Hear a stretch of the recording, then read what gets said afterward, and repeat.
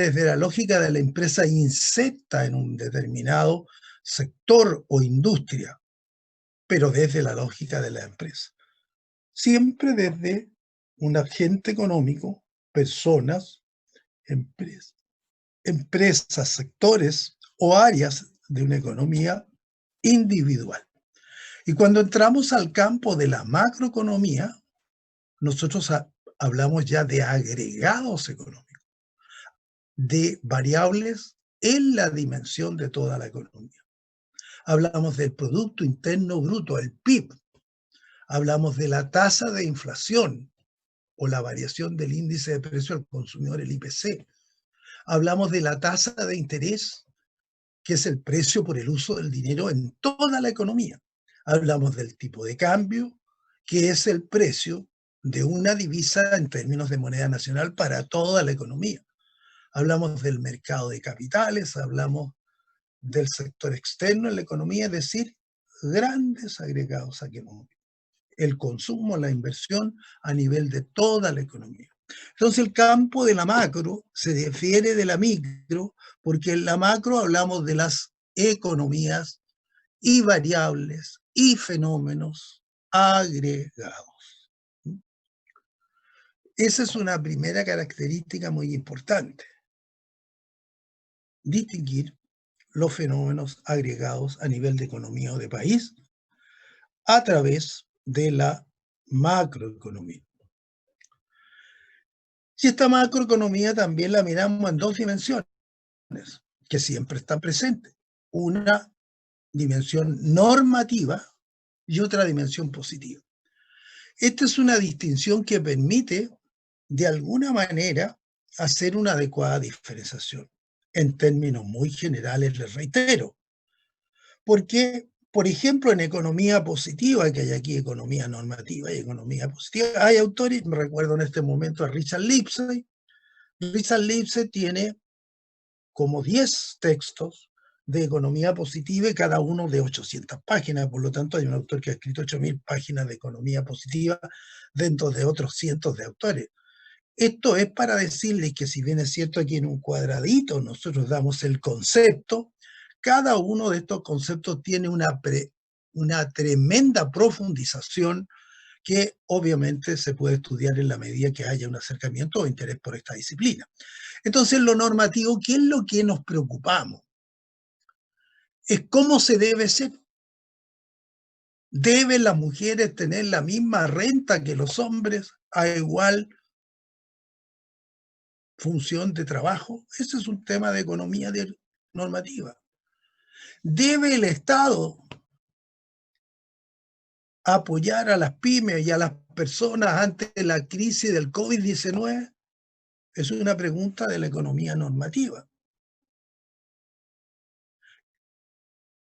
¿Es conveniente que el Estado participe en la actividad productiva siendo dueños de empresas y gestión de empresas?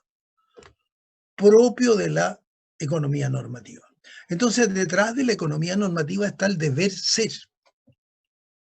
Y por lo tanto, cómo funciona o cómo opera esa economía a través de las políticas que se adoptan.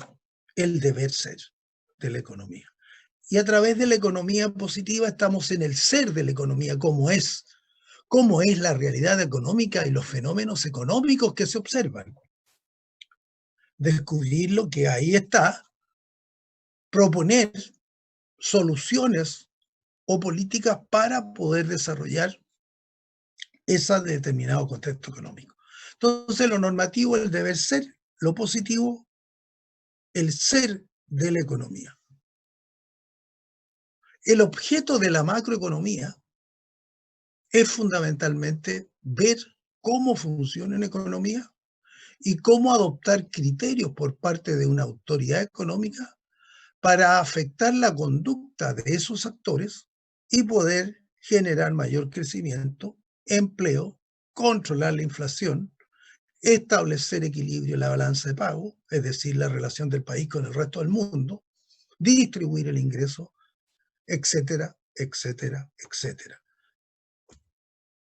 Entonces, en el fondo, Actuamos en función de políticas monetarias que manejan el dinero, políticas fiscales que manejan el presupuesto de la nación, políticas cambiarias que manejan los tipos de cambio, políticas arancelarias que determinan los impuestos a las internaciones, políticas tributarias que son los criterios que se aplican impositivos a las actividades comerciales, y un conjunto amplio de políticas cuya lista podría ser bastante larga si seguimos hacia abajo, pero esas son las principales políticas económicas para afectar la conducta de todos y conducir una economía, aplicando instrumentos, ¿no? Instrumentos como la tasa de interés, que es el precio por el uso del dinero, es el costo del capital y por lo tanto es un valor importante que efectivamente nosotros podemos considerar. O el tipo de cambio, que es fundamentalmente el precio de la divisa en términos de moneda nacional, o los impuestos, o las subvenciones, etcétera, etcétera, ¿no? Instrumentos que podemos nosotros aplicar para afectar la conducta de los agentes. Y principalmente pretendiendo buscar los objetivos. Objetivos económicos que vimos en la primera parte del curso, cómo crecer, crecimiento del producto, emplear más factores productivos para generar mayores ingresos que permitan gastar en comprar las producciones generadas. Alto nivel de empleo de factores productivos, ¿no? Por lo tanto, posibilidad de contratar factores productivos. Estabilidad de los precios, ¿no? Control de la inflación. Distribución equitativa de la renta, que se remuneren los factores en función del aporte que hacen al producto. Mejor distribución del ingreso. Equilibrio en la balanza de pago, es decir, que la relación con el resto del mundo al menos permita financiar lo que se compra desde el exterior. Estabilidad de la moneda, mantenimiento, progreso, capacidad productiva, etcétera, eficiencia productiva, objetivo. Entonces buscamos de alguna manera orientar la economía detrás de otro objetivo, para lo cual aplicamos políticas utilizando instrumentos de la política económica. En un ciclo, como el que aquí se señala, que permite hacer un mejoramiento de lo que se está observando a través de los instrumentos aplicados y los indicadores respectivos en cada una de las dimensiones o variables o magnitud económica en que nos desenvolvemos. ¿Qué es o qué hace la política monetaria? Regular la cantidad de dinero que hay en la economía. ¿De qué se trata en esencia el dinero? Vimos las funciones, acuérdense ustedes, para qué servía. Vimos el mercado del dinero en general y sabemos que en la medida que se hacen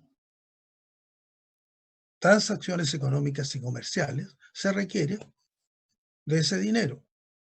Por lo tanto, lo que se trata cuando se hace política monetaria es de disponer la cantidad de dinero suficiente para que los actores económicos, todos los agentes económicos, puedan hacer todos los pagos internos y externos que estimen necesario para desarrollar normalmente las actividades comerciales. Y para eso, que es una demanda monetaria, debe haber una institución, un instituto emisor, un banco central, que provee de esa cantidad de dinero a través de la oferta monetaria, y hay un mercado entre oferta y demanda de dinero que es regulado por la tasa de interés, que es el precio por el uso del dinero. Una política monetaria, responsabilidad del Banco Central. También tenemos una política fiscal, responsabilidad de un Ministerio de Hacienda que maneja el presupuesto de la nación, los ingresos y gastos. Los ingresos provenientes de los tributos, impuestos, tasas impositivas, y los gastos, que son todas aquellas destinos de fondos que permiten generar los servicios públicos. de responsabilidad de un Ministerio de Hacienda. Entonces nosotros hablamos en términos muy simples aquí que cuando queremos expandir una economía, se recomienda que haya más oferta, haya más dinero, haya un bien más abundante, que al ser más abundante, dada su abundancia, baja de precio, baja la tasa de interés, por consiguiente se hace más barato invertir, el costo de capital baja, que es el precio por el uso del dinero, y la economía puede, lógicamente, expandirse. Por el contrario, podemos subir la tasa de interés y, por lo tanto, en ese caso, contraer la economía. Por el lado fiscal podemos aumentar los gastos y podemos hacer y contratar más actividades. Si queremos ser expansivos o contractivos, disminuir el gasto y por lo tanto contraer esa economía. Esto que se dice tan simple aquí es muy complejo de hacer. Mover la tasa de interés significa una enorme actividad en cualquier economía. Es un tema tremendamente complejo.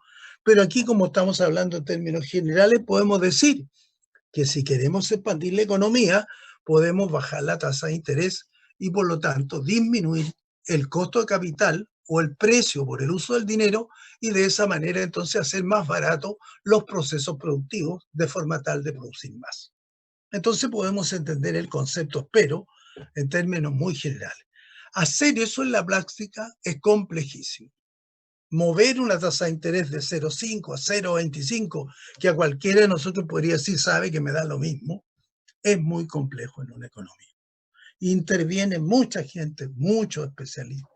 Se tiene que analizar todo lo que pasa en el mundo, todo lo que pasa en las distintas economías, todo lo que pasa en la economía nativa actual en todos los sectores, y evidentemente luego de determinar esos montos como posible, hay que crear una serie de mecanismos de transmisión a toda la economía de esa línea y eso implica la labor de mucha intermediación, muchos bancos, un sistema financiero, un sistema bancario, muchas instancias y hartos tiempos y complejidades. Por de pronto, como estamos en la academia, podemos mencionarlo. ¿Me están escuchando bien? Sí, profe. Sí, profe. Ya. Si me pongo muy latero, ustedes me tienen que interrumpir y me tienen que hacer una pregunta y tienen que actuar para que yo pueda entretenerme también, si no me agoto y me canso bastante de hablar demasiado, ¿no?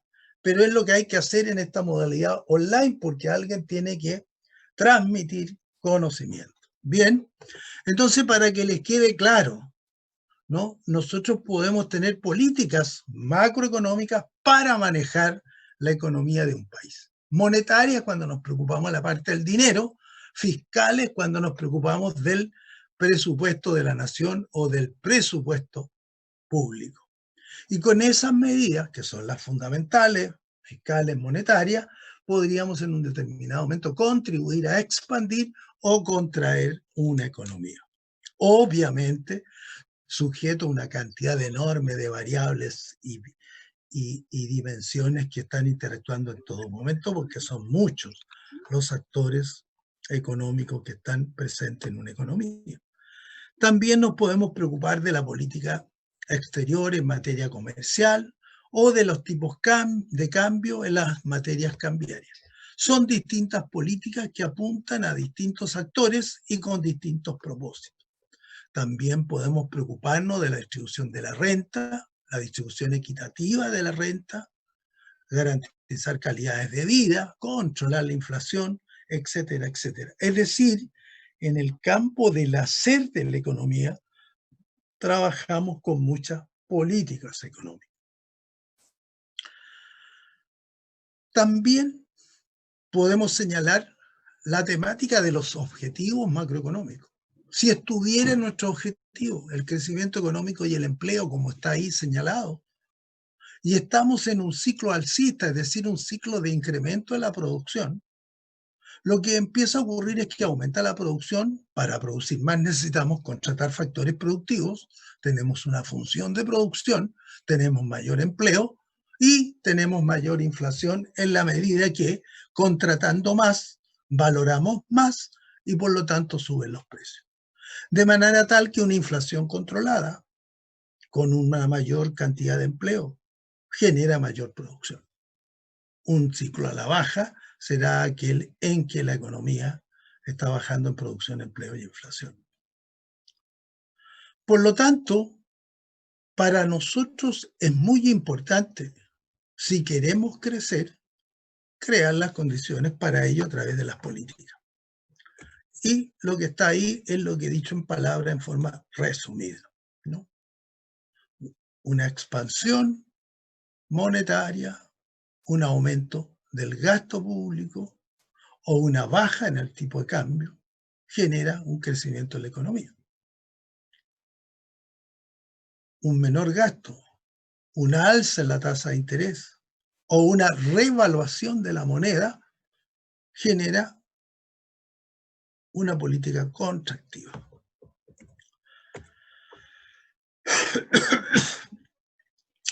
La balanza de pago, ya dijimos, es un estado financiero que permite establecer la relación del sector externo de una economía con el resto del mundo. No es el resto del mundo, eso está contabilizado en la economía de cada país. Es este sector externo de esta economía que permite recoger las operaciones de compra y venta con el exterior a través de una balanza de pago, que no solamente son bienes y servicios, sino que también son capitales como inversión o capital financiero. Entonces, ese estado puede estar positivo o negativo, con superávit o déficit. Por lo tanto, los términos de intercambio, que son la forma en que vendemos y compramos con el exterior, considerando los precios de ventas y de compras, que inciden sobre la relación que vamos a tener en este estado financiero o de balanza de pago. Y en esa balanza de pago hay varias componentes, ahí se señalan algunas, a continuación la vamos a ver un poco más con detalle, pero la balanza de pago, al ser un estado financiero, tiene un conjunto de subbalanzas con cuentas y subcuentas que permiten llevar justamente el registro de estas operaciones en una forma muy ordenada y de acuerdo a criterios internacionales. Las balanzas de pago se llevan de acuerdo al quinto manual del Fondo Monetario Internacional, que es un sistema generalizado de registro, compilación y tratamiento de las cuentas de las operaciones internacionales. Porque estamos actuando en términos comerciales o en términos cambiarios con el exterior a través de la balanza de pago. Entonces, tenemos un saldo, una relación, tenemos un tipo de cambio, que es el precio de la moneda extranjera en términos de moneda nacional, y tenemos una divisa que es un comparador. En Chile usamos el dólar americano como divisa. Lo que hacen las economías es que utilizan una moneda que puede ser cualquiera, no necesariamente el dólar. Hoy día usamos el dólar porque en el último tiempo la economía norteamericana ha demostrado una cierta estabilidad y un cierto desarrollo relativo, que en la medida que las cuentas las expresemos en esa moneda, vamos a recoger esa estabilidad. Pero naturalmente no es una obligación. Podríamos tener cualquier moneda.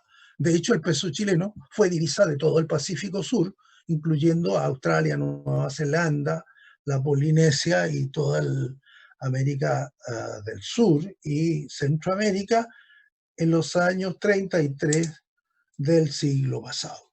Eran los Chilean dólares y por lo tanto era usado como divisa el peso chileno, por la estabilidad de la economía chilena en ese tiempo. Hoy día podríamos usar cualquier divisa para comparar. Lo que hace hoy día el dólar americano es que, como es el comparador en que se miden y transa la actividad en muchos países, como los que venden obviamente contabilizan en su moneda y los que compran obviamente que contabilizan en la propia, necesitamos un valor de referencia que nos permita al menos valorizar en la misma forma para efectos de cuadraturas y por lo tanto poder llevar esa debida conformidad de las cuentas. Por lo tanto, divisa puede ser cualquier moneda. Hoy día usamos el dólar americano por la situación de mayor estabilidad relativa que tiene ese país. ¿Por qué es importante el precio de la divisa o el tipo de cambio? Porque el precio de la divisa puede hacer que una economía crezca o decrezca. Si aumenta el tipo de cambio, recuerden, el tipo de cambio es el precio de la divisa en monedas nacionales. Si aumenta el tipo de cambio, significa que el peso nacional se debilita, que se necesitan más pesos para enterar un dólar. Entonces, si se necesitan más pesos para enterar un dólar, si los exportadores exportan lo mismo y exportan a los mismos precios, van a recibir más pesos a cambio porque el peso vale menos a raíz de que se ha devaluado. En términos relativos vale menos, por lo tanto los mismos dólares que se venden a los mismos precios y las mismas cantidades que se venden valen más en términos nacionales. Entonces, para quien exporta es muy importante la devaluación de la moneda y la apreciación de la divisa porque recibe divisa. Y al recibir divisa, entonces el contravalor en peso le va a significar un mayor rendimiento. Por lo tanto, para quien exporta es muy positivo el alza en el tipo de cambio, la devaluación de la moneda, y para quien importa lo contrario, ¿no?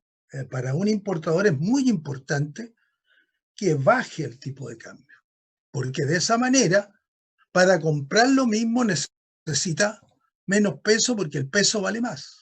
Si baja el tipo de cambio, en términos relativos, el precio se aprecia, el peso se aprecia. ¿Por qué? Porque dado que ha disminuido el tipo de cambio, el dólar vale menos, el peso vale más, por lo tanto, como estamos comprando en dólares, necesitamos menos dólares que antes para comprar lo mismo. Por eso que es importante el tipo de cambio. El tipo de cambio puede desarrollar las exportaciones netas, inhibir las importaciones si sube y todo lo contrario. De manera tal que el precio de la divisa juega un rol importante para equilibrar la balanza de pago y para potenciar o no el crecimiento. Como ahí se indica, si el país tiene un incremento en los precios de las exportaciones y una disminución en el precio de las importaciones a consecuencia que ha subido el tipo de cambio, el país es menos competitivo en los mercados internacionales y por lo tanto vamos a producir efectos en la economía nativa.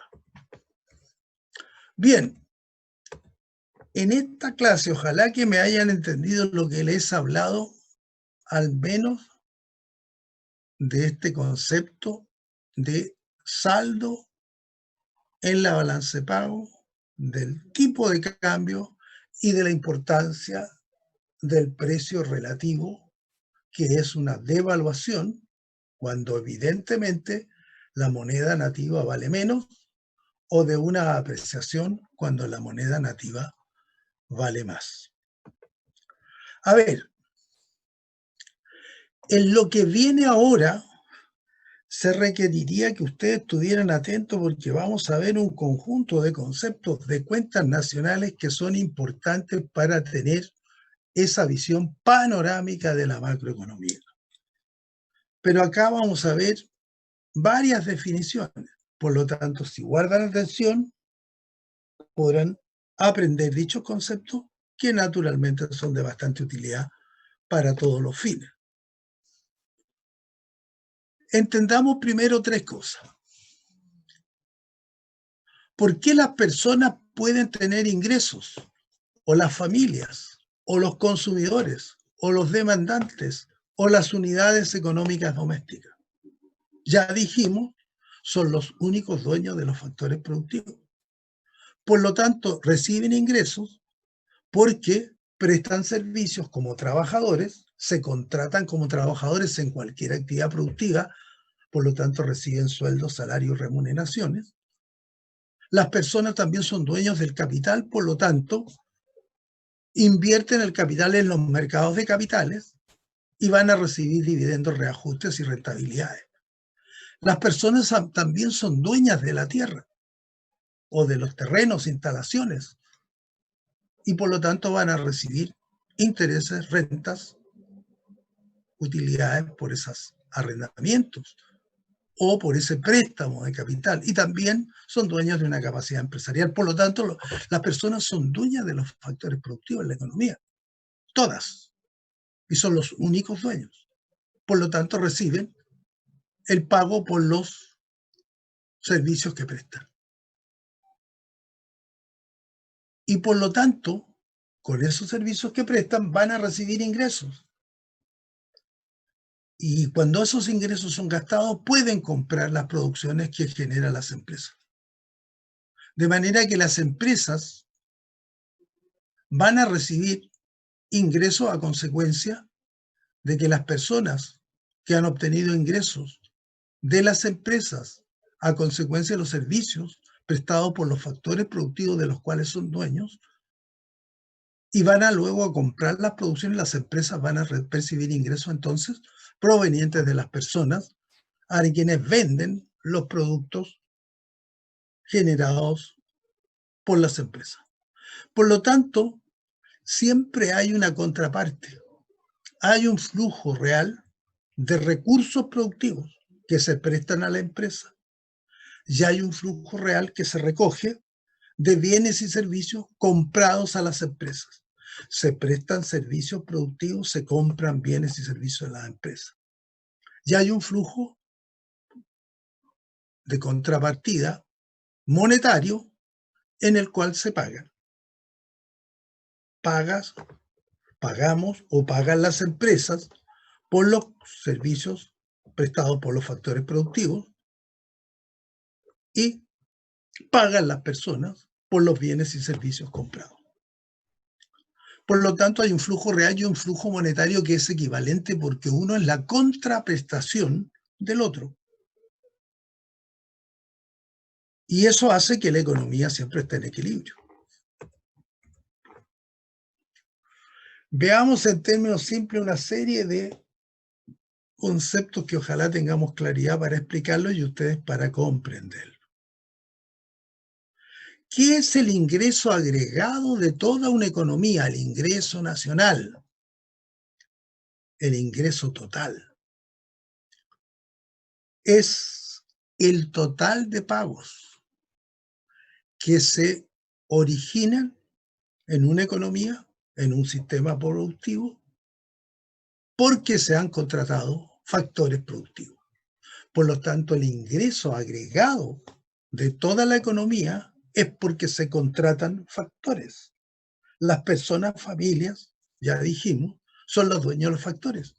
Por lo tanto, el ingreso nacional es el ingreso que reciben los dueños de los factores productivos. Por lo tanto, el ingreso agregado es igual a la producción agregada. ¿Por qué? Porque los ingresos que son obtenidos a consecuencia de los servicios prestados por los factores productivos son los ingresos que perciben las personas o familias. Y esas personas o familias van a los mercados y compran las producciones. Por lo tanto, todo lo que en una economía es un ingreso, para esa economía es la producción y es el gasto. Por lo tanto, por eso decimos que el ingreso nacional es igual al Producto Nacional, igual al gasto nacional. Entonces, ¿qué ocurre con el ingreso que percibe la familia? El ingreso puede ser consumido comprando los bienes o servicios producidos o ahorrado, es decir, un no consumo. El ahorro económico, naturalmente, es aquel ahorro que se va al mercado de capitales. Cuando uno sacrifica consumo hoy ahorrando, no se trata de guardar el dinero debajo del colchón en una caja fuerte o en una bóveda, porque ese dinero al paso del tiempo por la inflación se deteriora, representa una menor capacidad productiva. ¿Perdón? Ya, ven y súbete a la cama que el piso está húmedo. Apúrate. Perdón, adelante. Se le activó a alguien. Sí. Ya, Perfecto. Entonces, estaba diciendo que el ingreso que reciben las personas, recuerden que son los dueños de todos los factores productivos y los únicos dueños, puede ser destinado al consumo o al ahorro. Y el ahorro significa canalizar a un mercado de capitales para que se transforme en inversión y se produzca más. Por lo tanto, el ahorro es sacrificio de consumo presente. Y el ahorro, con racionalidad económica, se sacrifica hoy día, o el consumo se sacrifica hoy día, a través del ahorro pensando que después vamos a consumir más. Si no, no tendría ningún sentido ahorrar. Se ahorra para que en el resto de la vida se pueda consumir más. Esa es la lógica del consumo y el ahorro y del ingreso. Se sacrifica consumo hoy día ahorrando para que yendo a un mercado de capitales y teniendo una retribución por la inversión y generando crecimiento en esa economía por la inversión, en el futuro se pueda consumir más con los ahorros generados. Para eso se ahorra en términos económicos. Por lo tanto, el ahorro es parte del ingreso que no se consume. El ingreso puede ser consumido o ahorrado en términos amplios. ¿Y qué es el producto?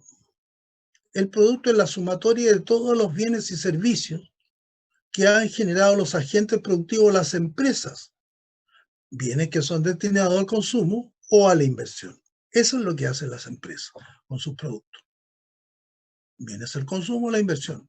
Por lo tanto, el producto puede ser consumido o invertido. ¿Qué es entonces la inversión?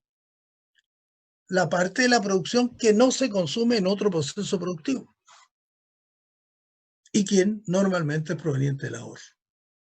¿Qué se entiende por inversión? Es la acumulación de capital, más allá de la reposición de la capacidad productiva que se pierde cada vez que se produce. Si las empresas producen, deterioran su capacidad productiva y en consecuencia tienen que reponerla. De manera que hay una parte de la inversión que es reposición de la depreciación de un capital o deterioro del capital que se ha producido por su uso, una maquinaria, un equipo, una instalación, se deteriora. Entonces, una parte de la inversión significa reponer esa capacidad productiva. Por lo tanto, es inversión toda la maquinaria, los equipos, las construcciones, las instalaciones, las mejoras, las ganancias de reposición. Y el acervo o stock de capital actual se incrementará en la medida que la inversión realizada sea mayor que la inversión de reposición o depreciación del periodo, en la medida que queramos generar nuevo capital. Eso se llama formación bruta de capital fijo, cuando la inversión es más allá que lo que es la inversión de reposición. Bien, entonces si el ingreso puede ser consumido y el producto puede ser consumido o ahorrado, y el producto puede ser consumido o invertido, ya sabemos que el ahorro es igual a la inversión. Y por lo tanto, tendremos posibilidades de financiar cuando el ahorro es mayor que la inversión y de requerir actividad productiva cuando el ahorro es menor que la financiación o que la inversión, porque vamos a necesitar requerimiento. Entonces, tenemos todo un sistema de contabilización que nos permite, a través de una contabilidad social, que es distinta a la contabilidad privada de un negocio. La contabilidad privada de un negocio tiene un balance, un estado de resultados, tiene un flujo de caja, tiene un conjunto de estados financieros que son los que están siempre activando un determinado negocio. Del mismo modo, un Estado tiene un sistema de contabilidad social, un sistema de cuentas nacionales que lleva esa contabilidad a nivel de país. Y por lo tanto, los distintos sectores, empresas, gobiernos, sector externo, bueno, realizan un conjunto amplio de transacciones. Ahí están presentadas las transacciones del gobierno. Todo lo que un gobierno, en términos genéricos, recibe y qué hace con ello. Y así podemos tener distintas combinaciones y cuentas de las actividades. Digamos una cosa importante en esto. El Producto Interno Bruto, que es el PIB, está formado por el conjunto de bienes consumidos por la familia, que llamamos consumo de las personas. El conjunto de bienes de consumo del gobierno, que llamamos consumo del gobierno. El total de bienes de inversión más el resultado neto del comercio exterior. Por eso que la fórmula que está ahí abajo es la fórmula del Producto Interno Bruto, es la fórmula de la demanda agregada y lo que nos permite manejar el resultado de una economía en un periodo determinado. Bien.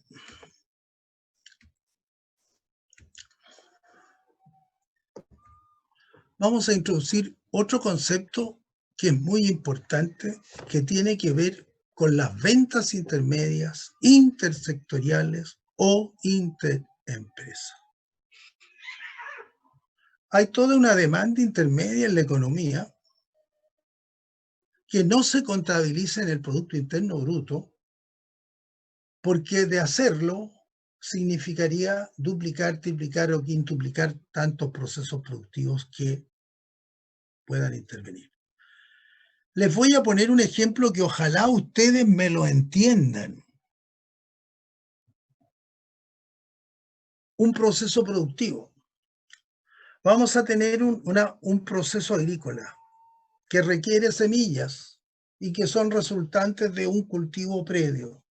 Esas semillas, que son un producto final de ese cultivo previo, entran a un predio agrícola como semillas.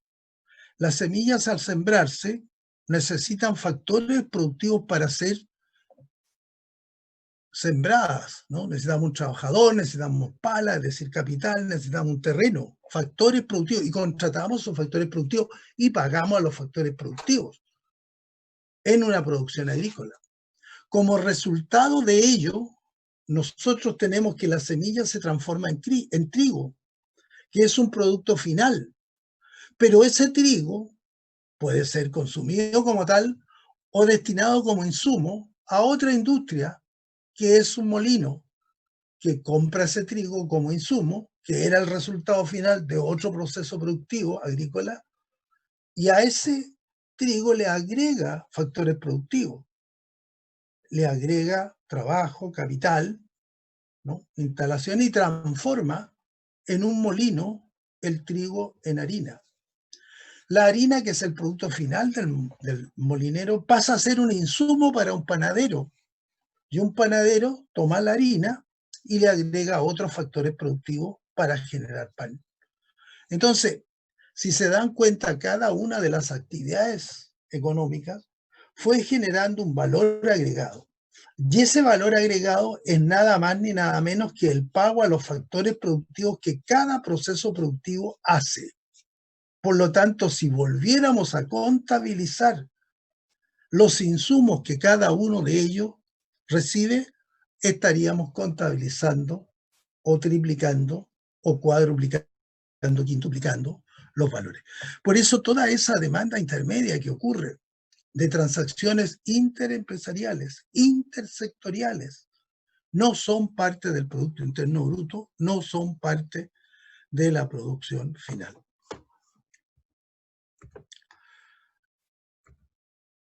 Bien.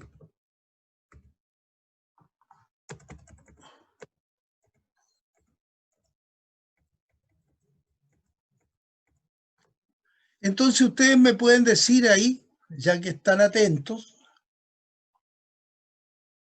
qué es lo que ven y qué representa cada uno de esos rombos que están en el gráfico. Las escucho o los escucho.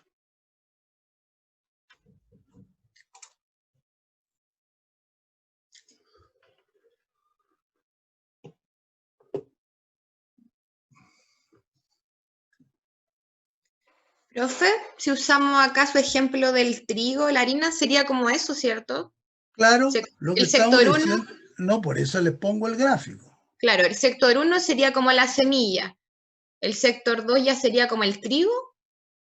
A ver, una cosa importante es que pueden haber varios procesos productivos que están encadenados, ¿cierto? El concepto que hemos dicho es que cada uno de ellos contribuye al producto en el equivalente al pago a los factores productivos y nada más. Por lo tanto, lo que el sector 2 efectivamente produce es lo que está arriba en morado, porque lo que es A ya lo produjo el sector 1. Por lo tanto, si se vuelve a contabilizar, se está duplicando el resultado del proceso anterior. Y así sucesivamente el sector 3, lo que es B, ya lo produjo 1 y 2. Entonces, eso que el sector 2 lo compra de 1 como A, o el sector 3 lo compra de 1 y de 2 como B, son insumos, son resultados de producciones anteriores que no forman parte del producto. Por lo tanto, el valor agregado, que es el pago a los factores productivos únicamente, es la sumatoria de 1 más 2 más 3. Por lo tanto, el Producto Interno Bruto de esta economía es 1 más 2 más 3, porque A y B ya fueron contabilizados en la producción de 1, en el caso de A, y B en el caso de 2. Entonces, esa es la idea que se quiere transmitir. Ahora, también se usa un valor que es la sumatoria de todo, pero es un valor solo para fines de cuadratura de las cuentas nacionales, que se llama el valor bruto de la producción. Pero eso no representa el Producto Interno Bruto. Por lo tanto, el Producto Interno Bruto es la sumatoria de todos los bienes y servicios producidos, 1 más 2 más 3, o la sumatoria del pago a los factores productivos contratados para producir los bienes y servicios. Bien, a ver, si siguen atentos, no sé cómo están de atención, pero si siguen atentos vamos a hacer un recorrido rápido para ver si somos capaces de entender y retener una serie de relaciones que yo les voy a dar y que ojalá ustedes puedan después memorizarlas o manejarlas porque van a ser de utilidad para ustedes.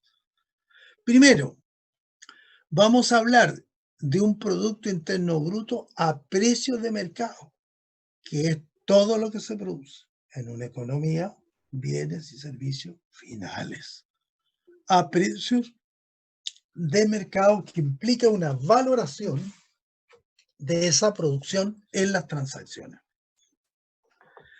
Si a ese total que lo logramos determinar le restamos los impuestos indirectos que hay que pagar por producir y le sumamos los subsidios estatales que el sistema público da, vamos a obtener lo que llamamos el Producto Interno Bruto a costo de factores. Y la diferencia entonces entre una valoración del Producto Interno Bruto a precios de mercado respecto del costo de factores es la parte fiscal, ¿no? La parte fiscal, los impuestos y los subsidios. ¿No quieres? Parece que hay alguien en un diálogo con un micrófono ¿Pueden abierto. apagar el micrófono, porfa? Ya. Entonces, la diferencia entre precio de mercado y costo de factores es lo que pagamos como impuestos o recibimos como subsidio. Acuérdense que un subsidio es lo que un Estado da con el fin de tener un fomento productivo. Entonces, si ahora al Producto Interno Bruto, PIB, a costo de factores, le quitamos la depreciación, el deterioro de la capacidad productiva y lo que tenemos que reponer, hablamos de un producto interno neto. Entonces, entre lo bruto a precio de mercado y lo bruto a costo de factores es el aparato fiscal. entre lo bruto y lo neto es la depreciación o el deterioro de la capacidad productiva. Si a ese Producto Interno Neto, a costo de factores, le restamos lo que son la remuneración de los factores extranjeros que producen en Chile y le sumamos lo que los chilenos producen en el resto del mundo, obtenemos un Producto Nacional Neto. Por lo tanto, fíjense ustedes, el bruto a precio de mercado respecto al bruto a costo de factores es el fisco. El bruto respecto del neto, la depreciación. Y el neto respecto y el Producto Interno respecto al nacional está el rol que los extranjeros juegan en Chile menos el rol que los chilenos juegan en el resto del mundo. Y hablamos de un producto nacional cuando estamos hablando de los nacionales de un país. Y hablamos de un producto interno cuando estamos hablando dentro de las fronteras de un país o geográfico de un país, independiente que sea producido por nacionales o por nativos. Son conceptos bien interesantes que después probablemente ustedes los van a necesitar en su ejercicio profesional. Bueno, si ese Producto Nacional Neto, que es lo que se produce dentro de las fronteras geográficas de un país, lo equivaldríamos aproximadamente al ingreso nacional. Ese Producto Nacional Neto es equivalente al ingreso nacional, al cual, si le sumamos los impuestos indirectos, le restamos los subsidios, le sumamos las transferencias recibidas del resto del mundo y le restamos lo que enviamos al resto del mundo, tenemos lo que llamamos un ingreso nacional disponible. Ojalá se puedan recordar de estas adiciones y sustracciones que estamos haciendo para entender cómo se mueven estos conceptos que son muy utilizados y muy comunes en cualquier comentario económico.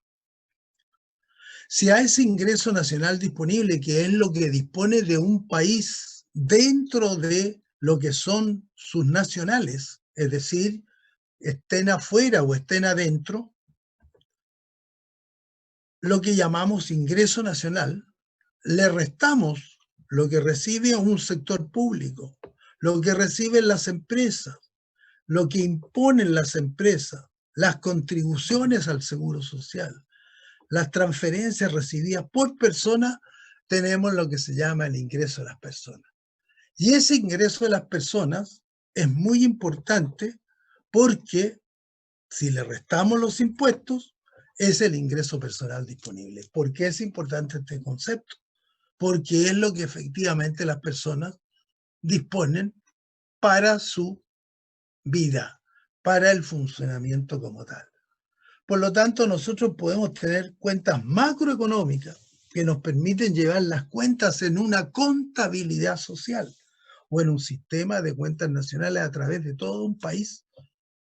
Y al final necesitamos identificar lo que ese país le permite a cada persona como disponibilidad para su actuar. Bien, me van entendiendo en cierta medida la relación que vamos estableciendo entre las distintas magnitudes o componentes macroeconómicos que se llevan en un sistema de contabilidad social de un país y que se llama el sistema de cuentas nacionales. Este sistema también lo lleva un banco central. Es muy importante un banco central en una economía porque el Banco Central, ya hemos visto, no solamente maneja la parte monetaria, también el tipo de cambio, por lo tanto, la parte cambiaria. También se preocupa del sistema de cuentas nacionales de un país y de un conjunto amplio de otras funciones. Los bancos centrales son autónomos de los gobiernos, no son parte de los gobiernos, son instituciones técnicas. Bien, esto se los digo porque las labores que se hacen en los bancos centrales son complejas y son complicadas. ¿Yo les conté algo de que yo trabajé en un banco central o no? Sí, profe. Sí, profe. Ya, yo he estado en este mundo casi toda la vida, entonces cuando digo que es compleja, es bien compleja. Es bien importante una cosa que les voy a decir a ustedes, ¿eh? Que normalmente cuando, y esto es válido para todas las disciplinas, cuando un profesor o un profesional ha trabajado en la profesión, tiene mucha utilidad y mucho valor. En cualquier disciplina nosotros podemos tomar textos y podemos estudiar a través de los textos, pero eso tiene un contenido limitado. Si estuvieran ustedes en una sala de operaciones para operarse de la vesícula, que es el procedimiento más sencillo, médico-quirúrgico, y el médico que las va a operar les dice, mire, a mí me tocó estudiar el procedimiento de la vesícula, bueno, no fui ese día a clase, ese semestre, no pude y lo estudié por el Testí y la Target, que es uno de los, hoy día el Neuner, digamos, de la anatomía francesa, como fundamental para entender. Y fíjese que yo vi la vesícula a nivel teórico. Entonces, como la voy a abrir, voy a ver cómo nos va. Porque voy a intentar por primera vez, qué es lo que ocurre con los internos en medicina y en todas las disciplinas. Bueno, antes de entrar a operar han visto 200, 300 o 500 operaciones durante su internado como becario para entender ese procedimiento, si efectivamente son gastroenterólogos o cirujanos gastroenterólogos. Eso que pasa en un médico, y para uno es relevante porque uno es el que está en la camilla, ¿no? Entonces, si el médico tiene un conocimiento teórico así nomás y nunca ha trabajado en el procedimiento quirúrgico a aplicar, es bien difícil quedarse tranquilo en la camilla. Eso es válido para todas las profesiones. Entonces, es importante lo que les digo, ¿por qué? Porque estamos estudiando algunos elementos teóricos de la economía. Y cuando ustedes puedan realmente trabajar o aplicar cosas, van a necesitar desarrollar una experiencia práctica que les permita tener una expertitud. Y solamente cuando se tiene esa expertitud es que, por una parte, se puede enseñar naturalmente y por otra parte, se puede proveer una apreciación técnica cuando uno es demandado como tal. De lo contrario, es un mero ejercicio intelectual que no va a tener mucho valor porque si el médico no ha operado la vesícula, es incapaz de aplicar ese procedimiento. Obvio que este ejemplo tan simple y elemental es válido en todas las profesiones. Entonces, ¿qué es el Producto Interno Bruto? Vamos sistematizando algunas cosas. Valor monetario de todos los bienes y servicios producidos por un país en un periodo determinado, generalmente un año. ¿Y por qué es importante? Porque es el indicador económico por excelencia. ¿De qué tamaño es el país? ¿Cuánto es el PIB? Y inmediatamente nos ubicamos. Si crece el PIB, crece la economía y estamos todos mejor. Por lo tanto, es muy importante que vaya teniendo y observándose un crecimiento del Producto Interno Bruto, es decir, lo que esa economía es capaz de evolucionar y crecer. Hay métodos para calcular este PIB, como lo vimos. Por un lado, lo podemos ver a través del producto generado, los bienes y servicios generados, la sumatoria de todos los bienes y servicios finales, lo podemos ver por el lado de la sumatoria de todos los valores agregados, es decir, todos los factores productivos contratados y por lo tanto remunerados para producir. lo podemos medir por los resultados de esos valores añadidos o valores agregados, o lo podemos medir también por el lado de los ingresos percibidos por las personas que han generado esos productos o el gasto efectuado por las personas cuando compran los productos en los mercados. Tenemos distintas formas de medir y calcular el PIB. ¿Qué es el PIB real? ¿Qué es una cifra real respecto de una cifra nominal? Las cifras nominales son aquellas cifras que se expresan a precios de cada año, que se llaman precios corrientes. Precios de cada año son los precios corrientes. ¿Qué suele ocurrir con una serie de valoración económica? Que año a año van cambiando los precios. Por lo tanto, los 100 de hoy día o de los 100 del año pasado, si ha habido inflación, valen 97. Si la inflación ha sido un 3%, los 100 que tenía el año pasado, como ahora la inflación ha sido 3%, supongamos, los 100 equivalen a 97. Ya no son 100 porque he perdido mi capacidad, poder adquisitivo, mi capacidad de compra, toda vez que los precios han subido un 3% y yo me he deteriorado en mi capacidad de compra por la inflación. Por lo tanto, los precios nominales siempre tienen un efecto inflacionario. Y en la medida que esa inflación crezca, mi poder de compra decrece. Por lo tanto, los 100 que teníamos el año pasado por la inflación de un 3%, ya no son 100, sino que son 97. Entonces, cuando vamos nominalmente valorizando las producciones de cada año a precios corrientes o precios de cada año, estamos incorporando en esas valoraciones los efectos de la inflación.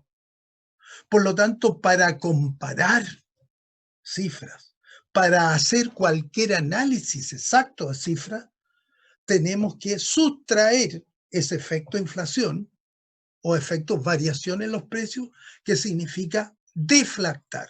Deflactar significa sacar a los precios corrientes de cada año el efecto inflación.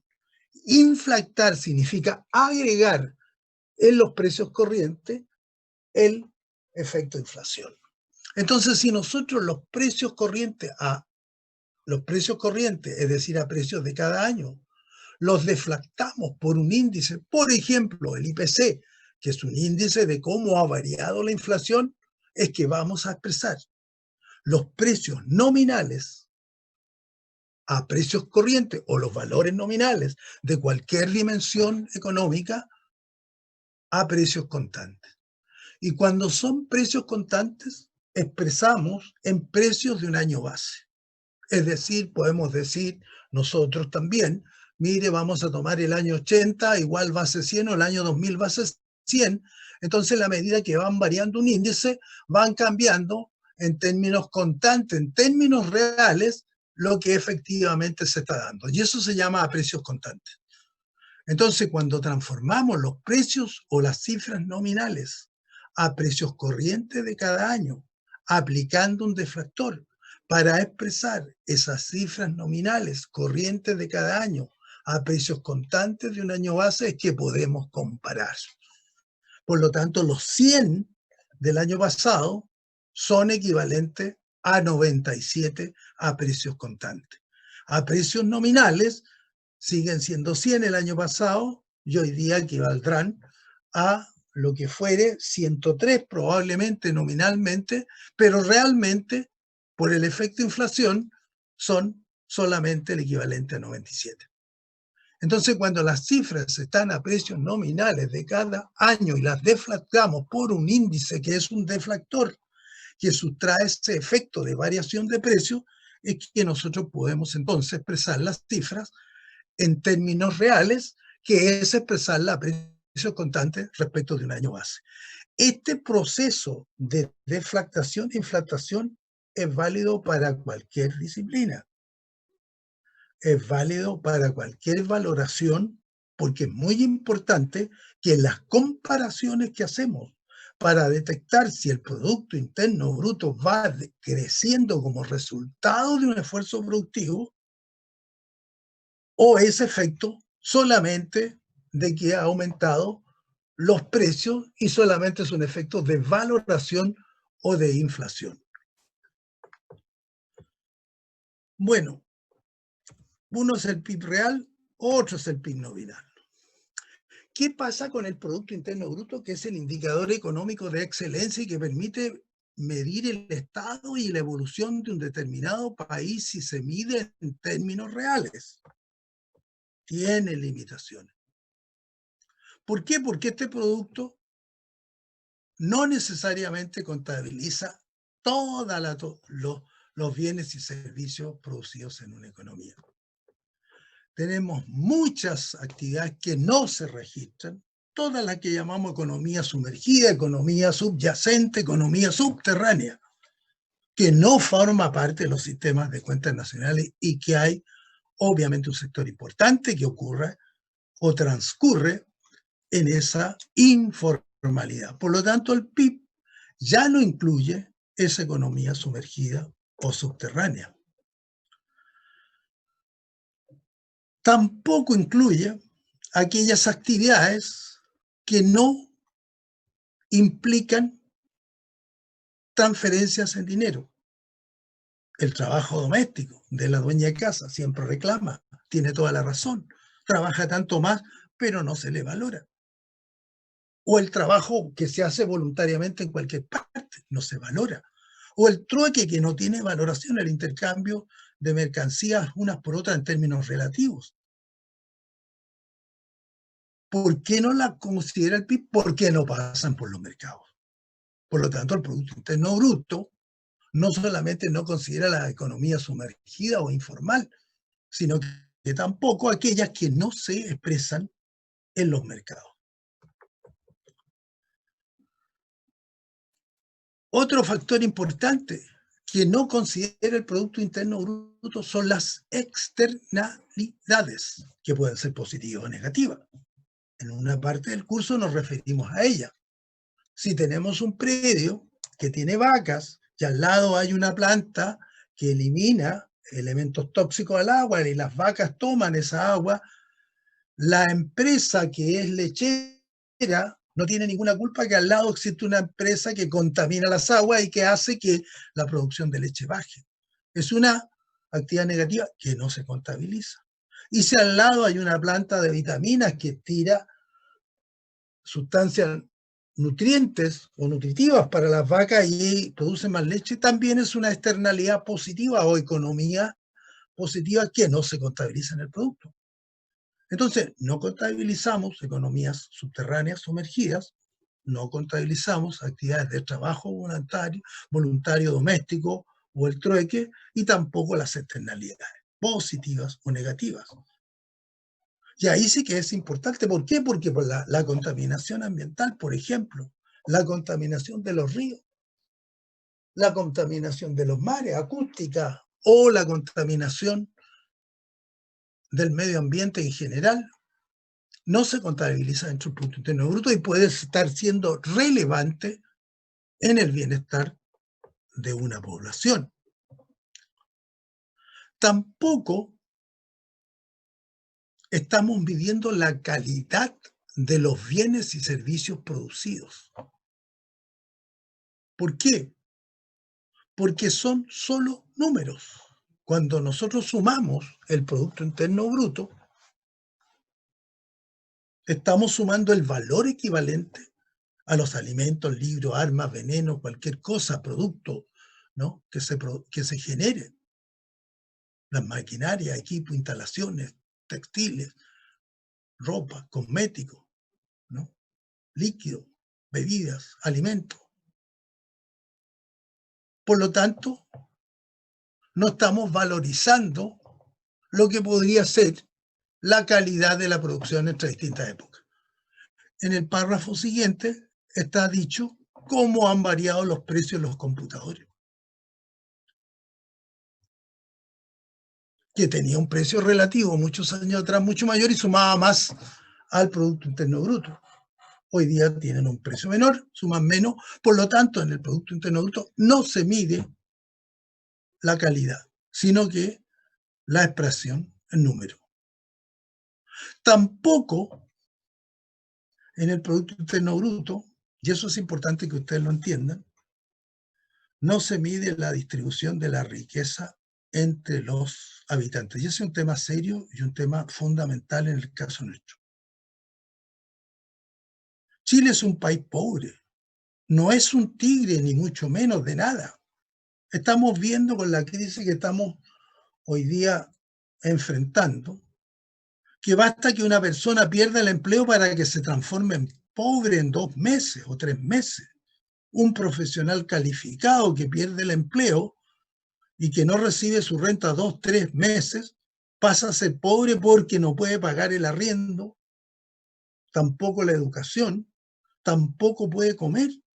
Entonces tenemos una tremenda vulnerabilidad como sociedad. Ya ha habido una larga discusión de cómo a través de un Estado apoyar a las empresas para que puedan producir más y a las personas para que puedan sobrevivir. Hay un ingreso familiar de emergencia, hay una línea de crédito de fomento con garantía a la pequeña empresa. Y hay un conjunto enorme de medidas de subsistencia en una crisis que no tiene origen económico, ya lo sabemos, que tiene un origen sanitario, pero que produce un impacto en que nos hace entender todas las vulnerabilidades que como sociedad tenemos y pasa a ser radical el problema, aparte del tema sanitario, el tema económico subyacente. ¿Por qué? Porque tenemos una pésima distribución entre los habitantes de un país.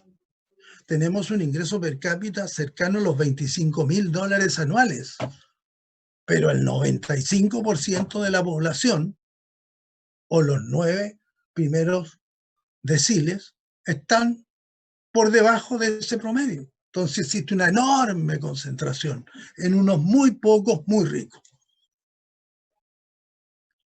Y ese es un tema que no recoge el Producto Interno Bruto, que es un tema crucial para la sociedad. Por lo tanto, es lo que hemos visto, este Producto Interno Bruto que nos permite ser un indicador por excelencia, bueno, al menos nos da señales con limitaciones. Ahora, en una economía, hemos visto el PIB, bueno, existen una cantidad importante de magnitudes y mediciones de distinto tipo.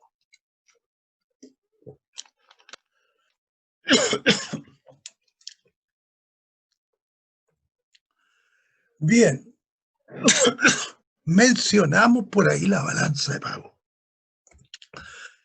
Y si yo les despliego esta diapo, ustedes se darán cuenta que tiene varias cuentas y al final tiene un saldo.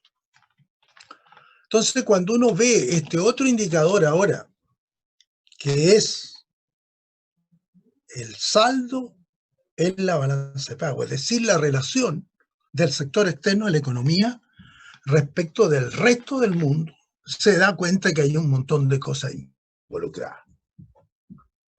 Naturalmente, no vamos a tener detalle de posibilidad en este curso de estudiar cada una de estas cuentas y sus cuentas, pero sí entender de que hay muchas de ellas y que quizás lo importante es comprender que de alguna manera los países, cuando en la cuenta corriente más la cuenta de capital tienen dificultades, tienen que financiarse con préstamos de otros países, porque si tienen una situación favorable, ellos pueden prestar a otros países. Y que lo que va a ser importante es un saldo que nos permita tener o no reservas internacionales que nos permitan financiar eventuales estados de deuda pública. La balanza de pago, entonces, permite recoger las actividades del sector externo a la economía con el resto del mundo y nos permite, dependiendo de ese saldo, si es favorable o desfavorable, tener que requerir financiamiento internacional, si es deficitario, o proveer financiamiento internacional, si es superavitario. Bueno, indicadores económicos. En la producción, el PIB. En el empleo, la tasa de desempleo. En la inflación, el IPC. En el comercio internacional, el tipo de cambio, el saldo en la balanza de pago. Respecto de a cada uno de ellos podríamos hablar una enormidad. Por ahora nos basta con identificarlos como tal. Bien, en atención a la hora corresponde hacer el break de acuerdo al programa. Es un break de 10 minutos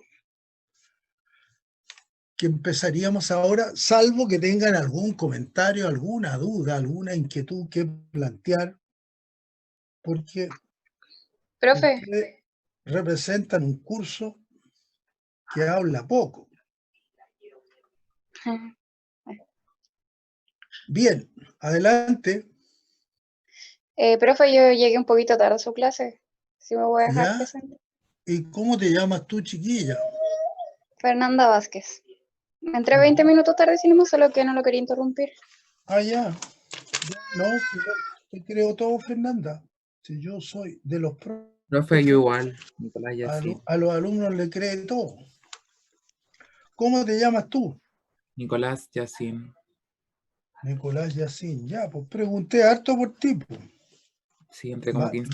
varias veces. ¿Alguien más llegó atrasado? Bien, vamos a hacer un recreo entonces. Es importante esto que ustedes vayan participando porque ustedes comprenderán. Ahí es la única que veo yo a la Consuelo, que es la única que tiene la cámara abierta. Y a ella la veo que ahora tiene la mano en la cabeza, entonces está pensativa. Entonces yo puedo Tengo saber una que duda, está profe, por eso estoy pensando. Me quedó una duda con lo Ya. de inflactar, pero a la vuelta Ya. me lo explica. Sí, claro, acuérdame, sí, porque no siempre uno se acuerda de todo. ¿Ah? Ya. Ya, hagamos entonces el break de 10 minutos y volvemos a conectarnos o estar interactuando en 10 minutos más, ¿no? Exactamente a las 3:10 como dice el programa. Nos vemos.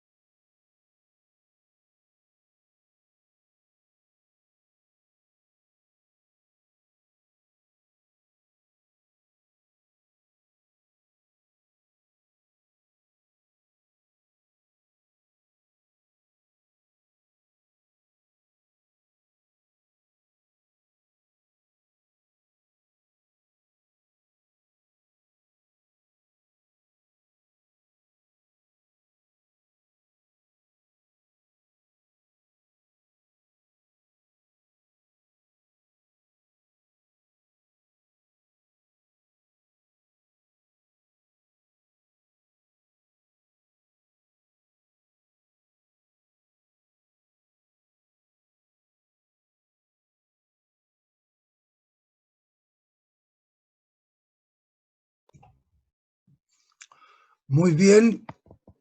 Estamos retomando entonces Sí, profe. la clase de hoy, ¿cierto?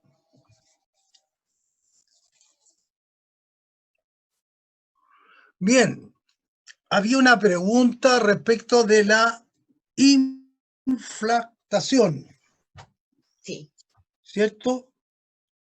sí, profe. A ver, ¿tú tienes abuelita o no? Sí. ¿Ah? Sí, Ya.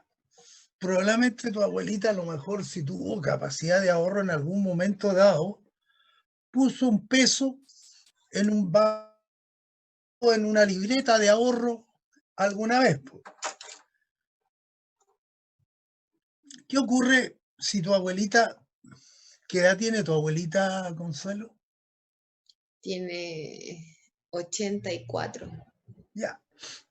A lo mejor la abuelita o una amiga de tu abuelita puso un peso en una cuenta del ahorro en ese tiempo de la caja de ahorro. Habían varias cajas de ahorro o en el Banco del Estado que ya existía en ese tiempo. Pongámosle hace 50 años atrás. Ese peso que le permitía comprar varias cositas, hoy día no le serviría de nada si se mantuviera como un peso, ¿cierto? No tendría casi significación porque hoy día con un peso no compramos nada. Pero hace 50, 60 o 70 o 80 años atrás, un peso sí que permitía comprar varias cosas. ¿Por qué ese peso permitía comprar varias cosas? Porque el valor relativo y el poder adquisitivo o la capacidad de compra de ese peso era importante y significativa. Pero si ella hubiera guardado el peso en el colchón o en una cajita y lo saca hoy día ese peso, no le permitiría nada de lo que ella creía en ese tiempo que era posible comprar con un peso. ¿Por qué? Porque ha habido un largo proceso inflacionario durante todos estos años que hacen que ese peso que tenía un poder adquisitivo significativo, hoy día no lo tenga en modo alguno. ¿Por qué? Porque ha habido inflación. ¿Qué hace la inflación? Deteriora el poder adquisitivo, la capacidad de compra de ese peso. Por lo tanto, para ese peso, haberlo dejado en el Banco del Estado y haberlo valorizado año tras año, incorporándole el mayor valor por efecto inflacionario, que se llamaba tasa de interés o se llama tasa de interés, a los depósitos en cuentas de ahorro que tienen un determinado monto, a lo mejor ese peso hoy día equivale a 500.000 pesos. Y solo vale 500.000 pesos ese peso porque hubo un banco que le aplicó una inflación para llevar ese peso expresado en valores del año 1950 para traerlo al año 2020. Eso se llama inflatar, incorporar en ese valor el efecto inflacionario. Para ese valor hacerlo equivalente, dado que los precios han subido y la inflación ha subido, a su poder adquisitivo que hoy día tendría. Entonces inflactamos en ese sentido cuando agregamos inflación y deflactamos cuando cifras de un periodo más avanzado la queremos traer a un determinado periodo. Cuando evaluamos proyectos, fíjate, ¿qué es lo que ocurre? Si tú vas a hacer un proyecto, probablemente es un proyecto que tendrá 10 o 20 años. Y de aquí a 10 o 20 años tú proyectas que vas a tener determinado flujo año tras año. Por lo tanto, determinas un volumen de ingresos y un volumen de gastos y un volumen de beneficio de ese proyecto. Y esos beneficios que vas a obtener en el futuro, tú los quieres comparar con otro proyecto que de acuerdo a la evaluación que has hecho da otros resultados, pero son flujos esperados en el futuro. Por lo tanto, para comparar hoy qué proyectos vas a desarrollar, tú tienes que traer esos valores que son valores esperados futuros al presente, a través de una fórmula, por ejemplo, del valor actual neto o el valor presente neto, que es un valor que cuando se evalúan proyectos se calcula para ver la rentabilidad de cada uno de los proyectos que se va a comparar y se traen esos valores esperados por el desarrollo de cada uno de esos proyectos a valor presente y comparando los valores actuales o presentes, deflactando esas cifras, trayéndolas del futuro al presente, podemos comparar qué proyecto será más rentable. Entonces, inflactamos cuando nos movemos hacia adelante, deflactamos cuando volvemos hacia atrás. Bien. Sigamos con las materias que nosotros estamos mirando. Bueno, ¿cómo?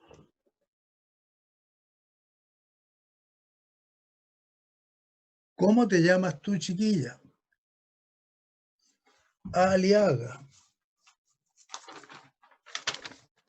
Te vamos a considerar, chiquilla, como excepción. Pero pregunté harto también por ti. Sahadi Aliaga. Bueno, la lógica que está aquí en este cuadro es en cierta medida la lógica que seguimos cuando explicábamos el Producto Nacional Bruto a precio de mercado, luego a costo de factores, la diferencia entre el bruto y el neto, luego entre el neto y el Producto Nacional, bla, bla, bla. Ese recorrido está aquí. De manera que también lo pueden seguir y aprender de esta manera. Recordando que el Producto Interno Bruto es la sumatoria de todos los bienes y servicios finales. Recordando que se puede calcular como la sumatoria de esos bienes y servicios finales producidos desde el punto de vista del destino de la producción, o como la sumatoria de los valores agregados por los factores productivos contratados y los ingresos generados para las personas, que reitero, las personas los gastan en comprar las producciones generadas por las empresas. Por lo tanto, ese recorrido no lo vamos a repetir aquí, pero ustedes después lo pueden repasar en su determinado momento. Bien, a ver.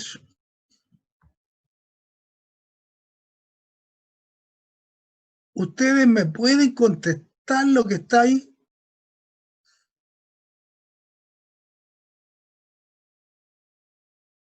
¿Qué se entiende por PIB?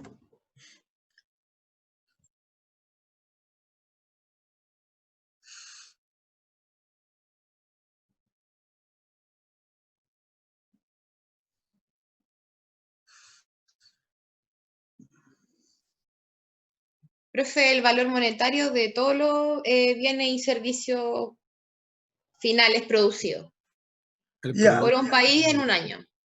por un país en un año. Esa es Consuelo la que está contestando, ¿cierto? Sí. Y también está contestando Ignacia Catrileo. Ya. Segunda pregunta.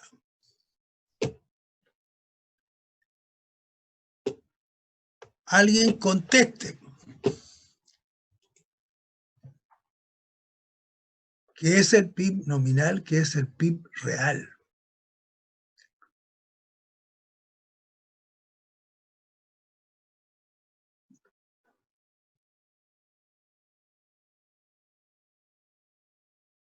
Alejandro, Nicolás. El PIB nominal es como el valor de mercado. ¿Y el real es el valor de la producción, el costo de producción? A ver, recuerden que las cifras nominales, por lo tanto el PIB nominal, son las que se expresan a precios corrientes de cada año. ¿Cierto? Las cifras nominales son las cifras a precios corrientes de cada año. Por lo tanto, tienen el efecto inflación. Mientras que las cifras reales son las que, a través de un índice de precios, son las resultantes de la deflactación, o sea, de sustraer el efecto de inflación. Y presentar las cifras, entonces, a precios constantes en función de un año base. Entonces, PIB nominal, producto anuales a cifras constantes, precios de cada año. PIB real, precios constantes a un año base. PIB nominal, precios corrientes, PIB real, precios constantes. Por lo tanto, comparamos las cifras del PIB solo cuando están expresadas a precios constantes de un año base, porque son las únicas que son comparables. ¿Qué es un deflactor entonces?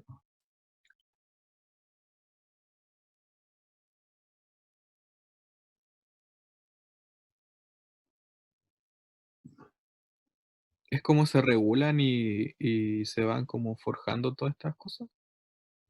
A ver, el deflactor es un índice, ¿cierto?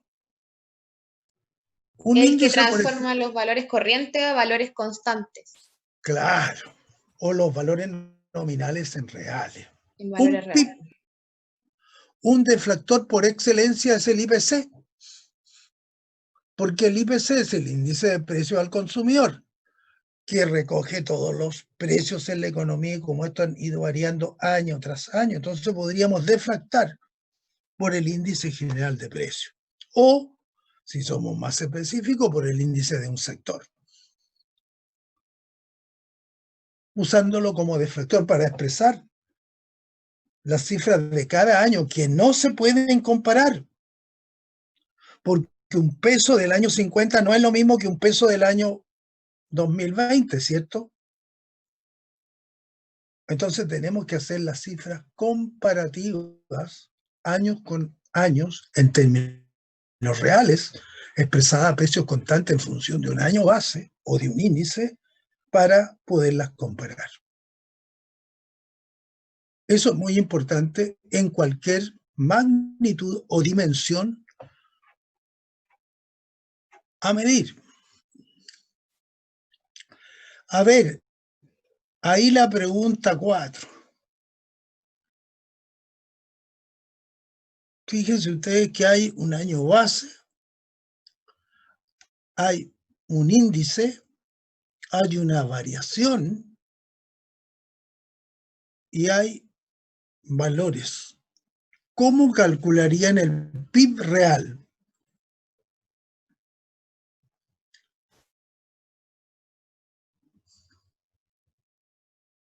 Si estuviéramos en una clase presencial, yo le habría puesto una nota aquí con esto y ustedes estarían resolviendo esto en su puesto, ¿cierto? Pero como estamos online, tenemos limitantes y si hacemos eso nos demoramos 1 kilo y se nos va toda la clase. Ya Ignacia, Cachileo, el deflactor. ¿Qué es un deflactor? Fíjate que la abuelita de Consuelo depositó en el año 50 1 peso y lo dejó en el Banco del Estado y tenía una libreta que ahora va la nieta al Banco del Estado y descubre que tiene 500.000 pesos. Entonces, ¿qué ha ocurrido en ese Banco del Estado, que es una entidad financiera?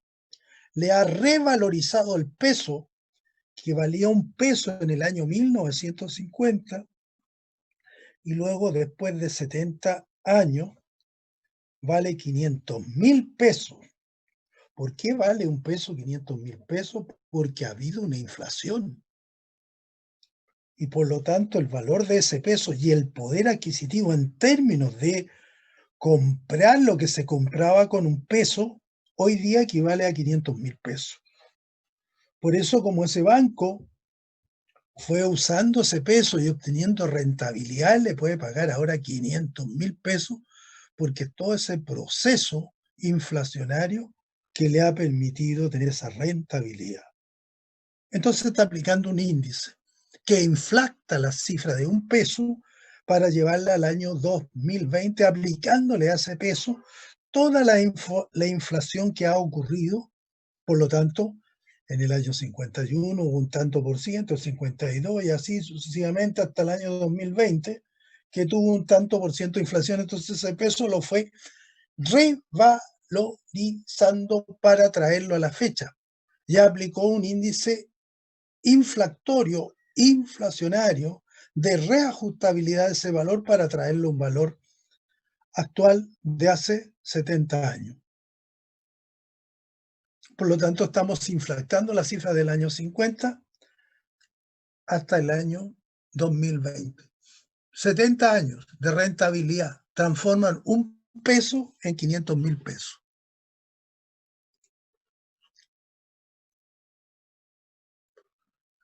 Estoy tratando de explicar eso, Ignacia Catrileo, ¿eh? Entonces, de esa manera inflactamos la cifra, es decir, aumentamos su valor incorporando el efecto de reajustabilidad porque ha habido una inflación durante todo este periodo, reconociendo que ha habido esa inflación que hacen valorar el peso depositado en un banco en 500.000. Si lo hubiéramos dejado debajo del colchón, estaría el mismo peso. Por lo tanto, valdría nada. Esa es la importancia del mercado de capitales y no dejar los valores debajo del colchón. Porque el precio de la abuelita de Consuelo sería un peso igual que no sirve para nada hoy día, hasta se eliminaron. Por lo tanto, no tendría nada. Pero tiene 500.000 pesos porque lo dejó en un banco y ese banco fue trabajando ese peso a lo largo de todos los años y ahora se transforma en 500.000. Eso es inflacionario. Eso es inflantar. Eso es aumentar el valor con el paso del tiempo a raíz de que han habido procesos de inflación e intereses y reajuste derivados del mismo. Si nosotros ahora tenemos cifras estimadas hasta el año 2040, las cifras que vamos a estimar son cifras de los precios de cada uno de esos años. Por lo tanto, le vamos a restar el efecto de inflación entre el 2020 y el 2040. Y vamos a traer las cifras de un futuro esperado, de un proyecto que estamos evaluando en comparación con otros proyectos al valor presente. Y eso significa deflactar. Significa traer valores futuros a una fecha presente o valores actuales hacia un año base. Si el año base nuestro fuera, por ejemplo, el 2010, ya vamos a expresar todos los precios, todos los valores del 11, 12 hasta el 2020 en función de un año base, está claro que aislamos el efecto de inflación. Entonces vemos realmente si esa cifra o el producto de esa cifra varió en un porcentaje tal, real, que no es el valor nominal incorporado en una inflación. Entonces, agregando inflación o quitando inflación, en el primer caso inflactamos la cifra y en el segundo caso deflactamos la cifra. ¿Qué usamos para ello? Un índice de precio. Un índice de reajustabilidad que puede ser un IPC de toda una economía, de un sector, o un índice de producto. El PIB es un buen deflactor, o un PIB sectorial para las actividades de cada sector. Bueno, volviendo al ejemplo, ¿qué responderían ustedes?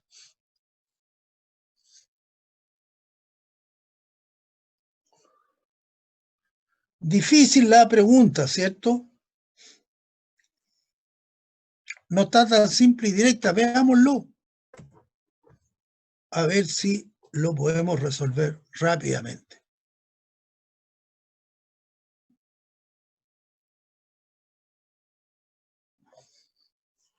Fíjense ustedes lo que podríamos hacer ante esa pregunta.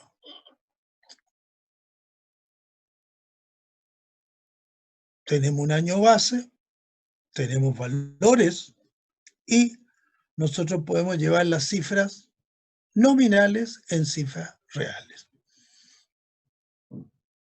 Fíjense ustedes lo que está en el cuadrado que está ahí en color un poco más celeste a mano derecha arriba. Dice que el PIB real, o sea, las cifras reales, son las cifras nominales que tenemos deflactadas por los precios. Es decir, las cifras nominales las vamos a dividir por el índice de precios. Por lo tanto, si despejamos ahora las cifras nominales, sabemos que las cifras nominales son las cifras reales multiplicadas por los precios.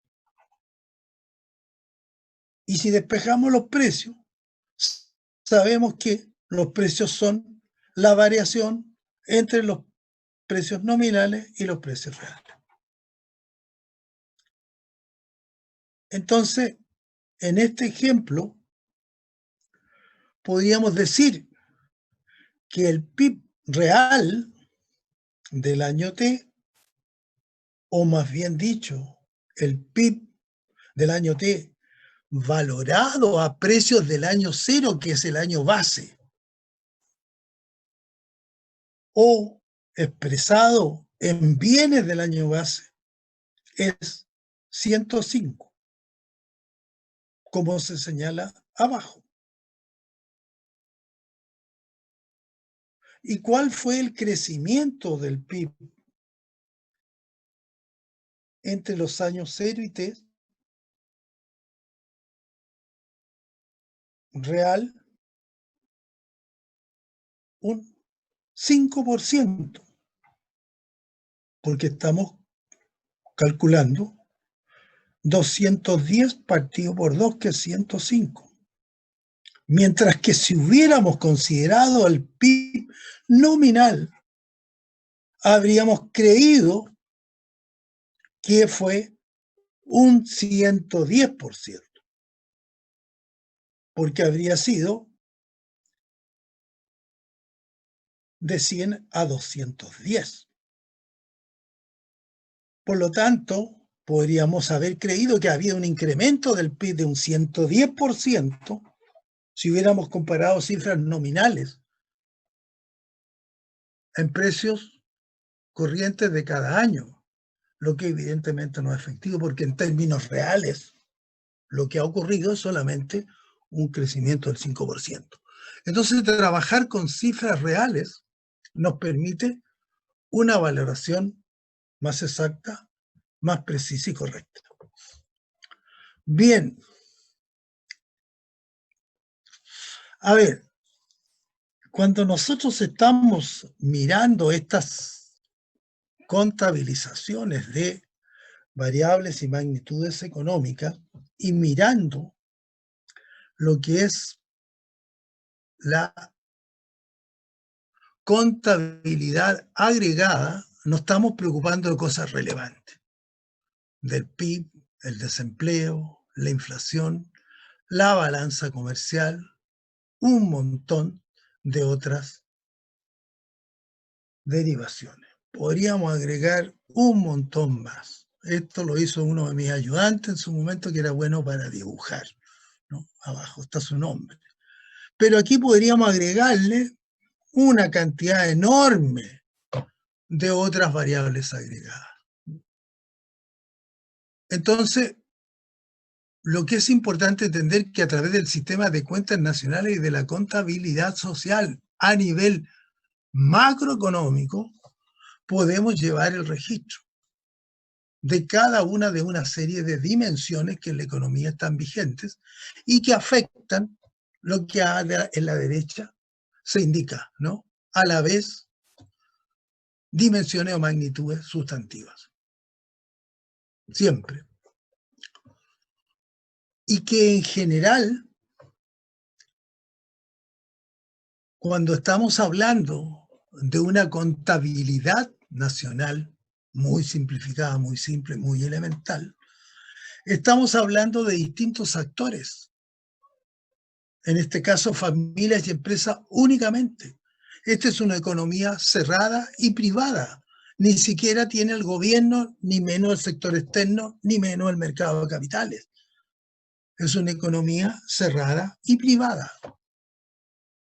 Será pública y cerrada cuando incorporamos al gobierno. Y será abierta y pública cuando agregamos al sector externo. Esta es una economía cerrada. Pero tanto en los mercados de bienes como de factores, en la interacción entre las familias y la empresa existen los mercados. Y existen los flujos reales y los flujos monetarios que ya hemos indicado tan largamente. Si agregamos el mercado financiero, el sector público y el sector externo en ese mercado simple, primero hacemos una economía abierta cuando incorporamos al sector externo. Hacemos una economía pública cuando incorporamos el mercado público. Y hacemos una economía abierta al mercado de capitales cuando incorporamos ese mercado financiero. Y generamos una serie de corrientes entre los distintos actores, empresas y familias, y los distintos mercados de bienes, servicios, en términos monetarios, flujos monetarios, o en términos reales, flujos reales de bienes, servicios y factores. Entonces tenemos un flujo circular de la renta, un conjunto de interacciones que se dan entre los distintos actores que realizan actividades comerciales. Entonces vamos a explicar un poquito esto con algo más de detalle, ¿no? Y vamos a identificar los distintos sectores que vamos a utilizar, ¿no? Entonces, en una economía cerrada y privada existen consumidores y empresas. Los consumidores prestan servicios productivos a las empresas y las empresas le venden a los consumidores bienes y servicios finales. Eso es lo que ocurre en una economía privada entre personas y empresas en términos reales. Y en términos monetarios, las empresas le pagan a las personas por los servicios prestados, a los servicios productivos, y los consumidores gastan en consumo comprando a las empresas los bienes y servicios vendidos por estas. Por lo tanto, hay un flujo real, que es el flujo que está al interior de servicios productivos prestados y de bienes y servicios comprados por las empresas. Y una contrapartida o flujo monetario que dice que a los servicios productivos las empresas, por haberlos contratado, le pagan a las personas y las personas gastan los ingresos percibidos en comprar los bienes y servicios generados por las empresas. De manera que en ese esquema podemos afirmar que el producto es igual al ingreso y es igual al gasto. ¿Por qué? Porque todo lo que se produce, alguien lo compra, y lo compra porque prestó un servicio que le permitió tener un ingreso.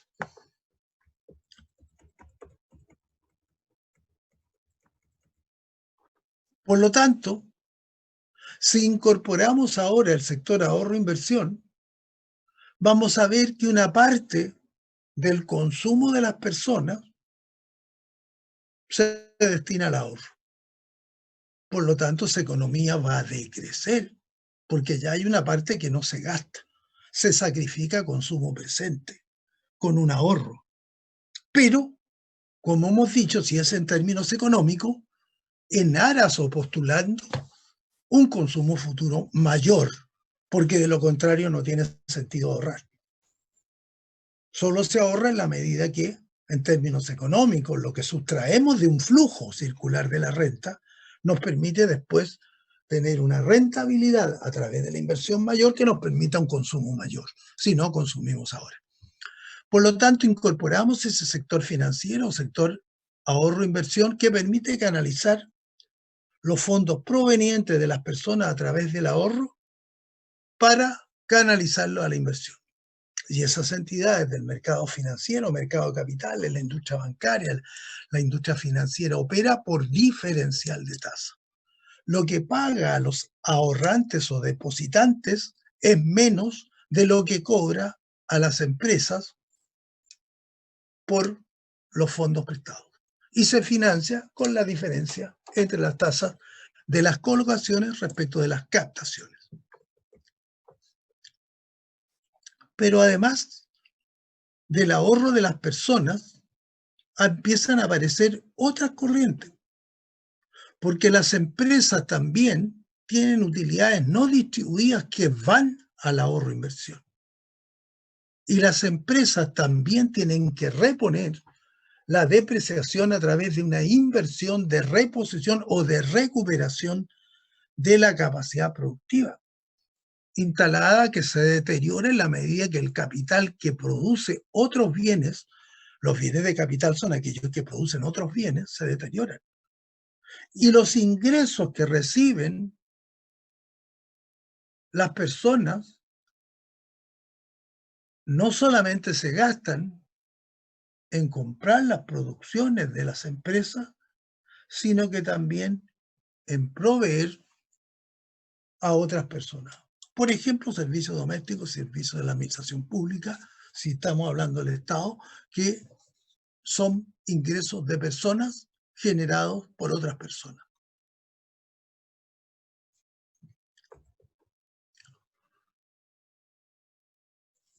Por lo tanto, cuando aparece el gobierno, empiezan a aparecer otros flujos.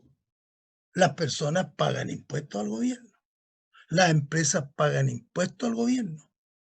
El gobierno tiene un ahorro, el gobierno que va al ahorro-inversión.